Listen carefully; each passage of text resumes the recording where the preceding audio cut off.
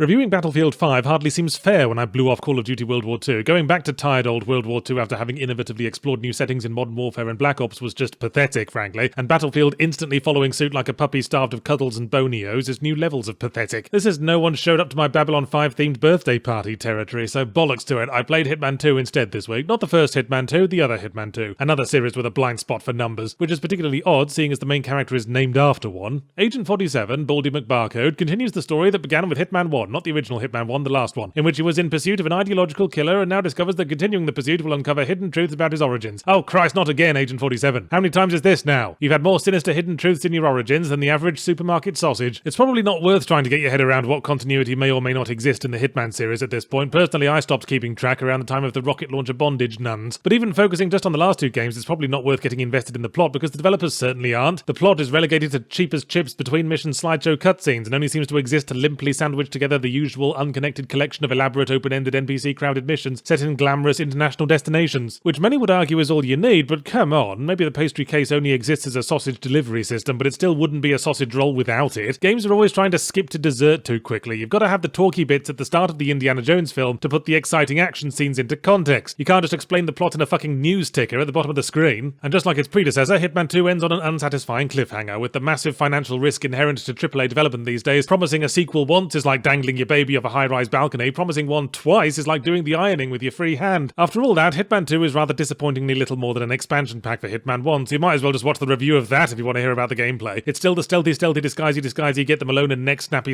definitive Hitman experience. Still the poster boy for Cock-Up Cascade, where you might as well reload your last save. The instant an NPC you couldn't possibly have known about comes in and catches you crouched over an unconscious waiter with your trousers around your ankles. Again, the game will come across as insultingly brief if you don't go along with the intended experience of replaying each mission over and over again to beat all the challenges like an OCD patient in a Rubik's Cube warehouse. Personally, I don't see the appeal of doing that just for the sake of ticking boxes. Kill target with gun, kill target with drowning, kill target with toilet duck, kill target with the hind legs of a cat. What I will say about Hitman 2 specifically is that I get a strong sense that the series is blatantly repeating itself. This feeling came on after I got to the mission titled Another Life, set in an American suburb, which for some reason reminded me of a mission from Hitman Blood Money set in an American suburb that was titled A New Life. How embarrassing for you, IO Interactive. Or it would be if being a AAA developer these days didn't mandate having your shame glands surgically removed, which explains why they're charging full price for an expansion pack and two slightly sucked gobstoppers. Let's talk about another game about assassins, although it's only a game about assassins in the sense that Back to the Future 3 is about engine maintenance. Killer 7, a classic PS2 GameCube era game recently re-released on Steam, and the game that put the weird into weirdo auteur developer Suda51. Killer 7, Suda51, it really is a numbers festival this week, isn't it? Next we'll watch 2001 and listen to the B-52s and consume a very large number of drinks. Killer 7 is sort of a shooter, puzzler, adventure game choo-choo train simulator where you run back and forth along a fixed track shooting multicolored suicide bombers that resemble gritty vampiric versions of Morph from the Tony Hart show. You're an assassin who's actually 7 assassins, who's actually one assassin, different to the first assassin I mentioned, and you're caught in the middle of a complex global plot involving conspiracy, multiple political parties, and a bloke with an afro. To say the developer must have been on acid would be very lazy. You don't get much done on acid besides talk nonsense and stare at the carpet. You might have fun if you play the game on acid, but don't blame me if you end up trying to assassinate Jodie Foster or something. Killer 7 is one of those games that I love, but I'm not sure I'd recommend. Take the sort of usual baseline level of weirdness all Japanese games have, by virtue of being from a different culture that's been nuked more than the recommended healthy number of times, then add a sort of anarchic post-punk stream of consciousness where even the art style changes from chapter to chapter, and then cut the budget a few times so the developers have to drop every scene that explained what the fuck was going on. But even without understanding what the fuck was going on, there's still enough humanity in the main characters that you feel something for them by the end of their journey, especially the Mexican wrestler who headbutts bullets out of the air. What I felt for him was a strong desire to invite him to my next birthday party. It's a game you play for the surface spectacle more than the deeper meaning, which is just as well, because as a game it's kinda shitty. The challenge curve resembles a piece of spaghetti thrown carelessly at a wall. Between the incredibly easy puzzles, standard enemies with wildly varying difficulty, and a bunch of obscure boss fight things where you're left in a room with a hostile gunman and a pool cue and a rubber duck and are just supposed to figure it out. The game does benefit from a PC port. It's all in lovely HD now, crisper than the autumn leaves in Paradise, California, and you can play the first-person combat with mouse and keyboard, which I guess isn't a thing on Suda51's home planet because all the tutorials still assume you're using a controller, and you have to trial and error your way into figuring the keys out. And that on top of the game already being terrible at explaining certain mechanics means you'll be more confused than a blind dog in a small room full of assorted buttholes. And there are other things I wish they'd taken the opportunity to fix, like audio mixing. There's a scene in a burning room right before a boss fight where the boss is saying something, and you'd assume anything a boss tells you in a burning room right before they die has got to be important. But you can't make out what the fuck she's saying over the ambient fire noises. Maybe that's the point, yards. Like that bit in Evangelion where they deliberately mute the dialogue just as Specky McCuntflap says something important. Maybe it's intended as an analogy for modern times in which important information is drowned out by sensationalist nationalist media. Ugh, don't start down that rabbit hole. Maybe me kicking you in the bollocks is a metaphor for the neoconservative urban renewal policy.